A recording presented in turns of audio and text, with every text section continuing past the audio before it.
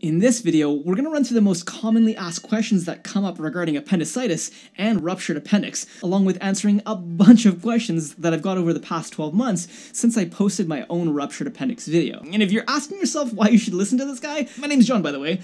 A year ago, I went through one of the most difficult experiences of my life when my appendix ruptured. And while most people with appendicitis never get to this point, part of it happened as a result of a misdiagnosis. You see, my case was far from common.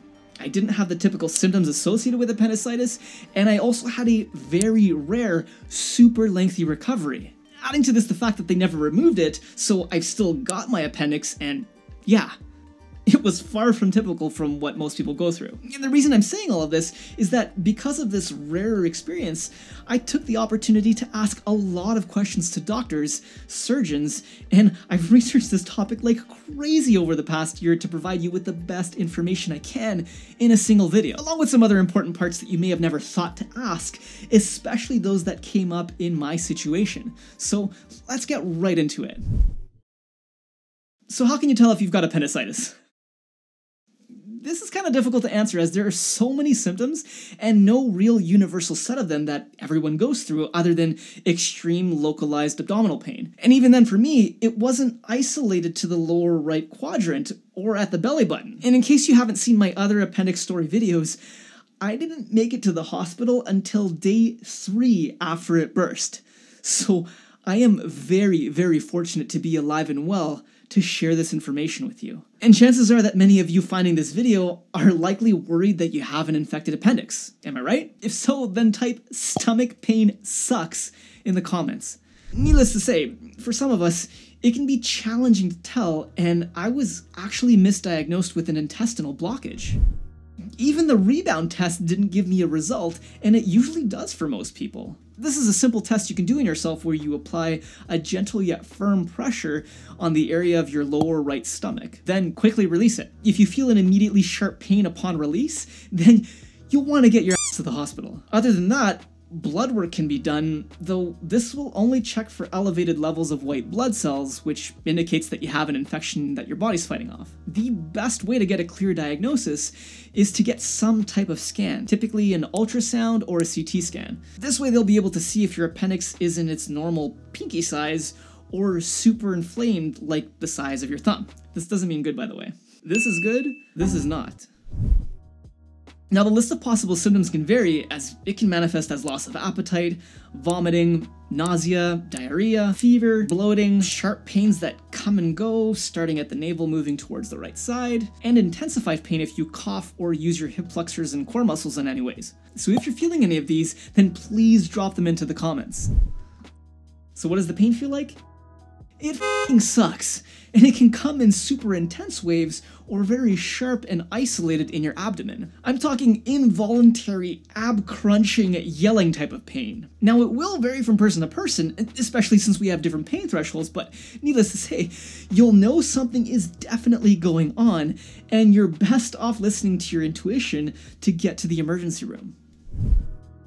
Now, if it ruptures, you won't feel this actually happening, as there is no pop. It's much more of a tear that happens in the wall of your appendix, and then the pain will likely change, typically going up a few notches as the infection starts to spread, and it'll become much, much harder to move. But I'll be touching on this more later, so make sure to stay till the end of the video. Commonly, it's when something blocks the opening of your appendix in your large intestine. The blockage won't allow for the appendix's natural bacteria to flow back into the colon, so it builds and builds. The appendix gets infected and super inflamed. Then, if it goes untreated, it can definitely tear. This is what people call a ruptured or perforated appendix in medical lingo. Now, appendicitis can also happen through a virus, certain bacteria, digestive parasites, or even caused by inflammatory diseases of the GI tract, but these are much more rare. The cause in my case was specifically a fecalith that got stuck on the opening of my appendix, which blocked it from being able to do its thing. A fecalith could also be known as a hardened, calcified little piece of shit. Globally, the risk of getting it is about 5%. This is about 300 million people when you take into account the entire globe. Definitely no small number, and in the US, your chances are actually higher at 7%. In Canada, where I live, I have no idea. It is, however, more common in people between the ages of 10 to 30 years old, and the highest incidence of it are in people aged 10 to 19. So if you're past the age of 30, your chances will likely be less and less, and keep dropping. Why? I don't know, but I've got a few years until the next decade of my life, so this really helped me to feel much better about my decision post-recovery to not have my appendix removed. Can you guess my age? Drop your guesses into the comments and you'll get a high five from me if you're right. In most cases, if you get to the emergency room early, they'll opt for removal. Though, as medicine has evolved, it's becoming more and more common to simply treat it with antibiotics. My guess is if you make it there early and the infection hasn't yet advanced too far, they may be able to treat it without surgery. Remember, surgery has its own risks. You could get another infection. Some people even die to the reactions from the anesthesia, and your appendix could actually tear while it's being removed, leaving behind bacteria in the abdominal cavity. Of course, if you have an appendix, you automatically fall into the risk category percentage for appendicitis mentioned before. So yes, it can definitely happen again. In my case, the surgeon did suggest after recovering that I book a surgery to have it removed. Simply put, if you've had appendicitis and it was treated through antibiotics but not removed, then within the first 2 years, you have a 30% chance to have it happen again. And while the thought of going through that, albeit a much less worse experience than what I went through last year, I decided to take my chances. I treat my body really well in general, and I have a feeling that within my lifetime, there will be this big slap in the face discovery that this organ actually plays an important role for our gut health. As mentioned before, when it bursts, it creates a much more serious infection spreading in your abdominal cavity that takes the risks of surgery far greater. In my case in particular, they said that if there was no choice but to operate, they would have had to remove part of my colon. No gracias. So I had to play the much longer waiting game with antibiotics until my body formed what's called an abscess. Basically your body's way of collecting and isolating the infection in its own pus bag. That could be drained via a surgical tube.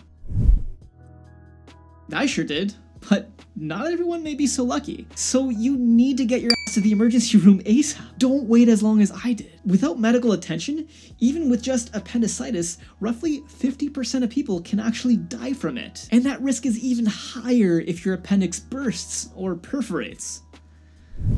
This is actually one of the top questions on Google. Pardon my giggles here. I don't think I'll ever find farts not funny, but in all seriousness, I can't really remember when I was going through the abdominal pain before the hospital if it was happening or not, but what I do remember is that the doctors and nurses would ask multiple times every single day if I was passing gas. So yes, I certainly was, which is important for the healing process in some way. But do be careful because roughly 10% of the time, you'll probably end up shitting yourself. Yes.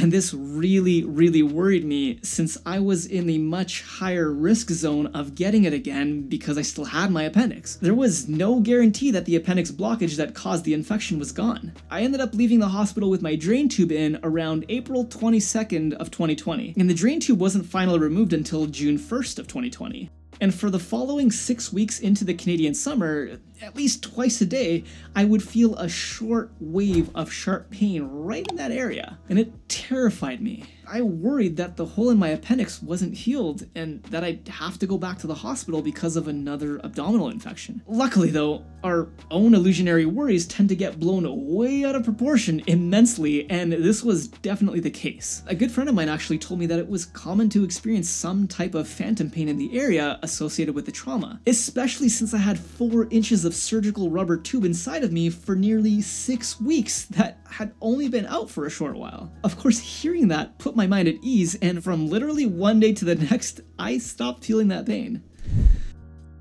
And if you do end up needing to have the infection drained as I did, it's typically no longer than 2 weeks with the drain tube in, though in my case, something very rare occurred that made it last 6 weeks. It really sucked, And if you want to know more about it, then check out either my appendix story video or my 1 year later video next. And if there's anything I missed here, then definitely drop your questions and comments to be featured in a future video. Definitely 100% listen to your body. If you've got serious abdominal pain, do not hesitate to get to the hospital. Don't second guess it. Our lives are precious as ever, so take extra care of your body and mind.